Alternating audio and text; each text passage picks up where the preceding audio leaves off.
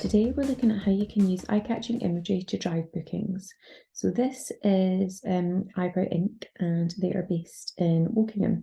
And here they say that they are specialists in permanent makeup, accredited beginning training academy one-to-one courses. So they are obviously promoting their makeup treatments, but they also want to sort of entice people to book courses with them to learn how to do it themselves. And one of the ways that they've done that really beautifully here is actually by it's through eye-catching imagery. So it says here, "Hello, beautiful lips. Got my hands on my stepmom's lip. She was so pleased with the lip blush results." They go into the detail about the actual the sort of product and also the service itself and how it works and what it looks like. And they go into giving you, I guess, a lot more information. And then it's saying if you wear tinted lip balm every day, you need this treatment. Contact us for more information or click to book now in our bio. But really, let's face it, it's this absolutely gorgeous picture, which almost looks, like sort of doll-like, how perfect it all is.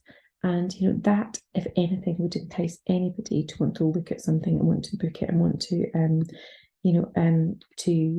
to book a service. But then the fact that they've enticed them with this, they've then gone into detail. And I think what's lovely is she said that it's her stepmom, so it shows that it's personal and her stepmom's trusted her with it.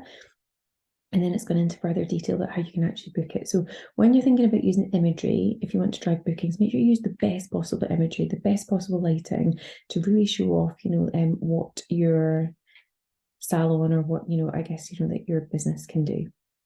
Now, if I was Eyebrow Inc., one of the things that I'd want to do is start to understand, they obviously spend a lot of time on social media. I want to understand really quickly how well it's performing for me. So I would go on to the Maybe platform. In the Maybe platform, you can click on listening and go to insight summary. So rather than going into a really deep dive report, at a glance, you can see how social media is performing.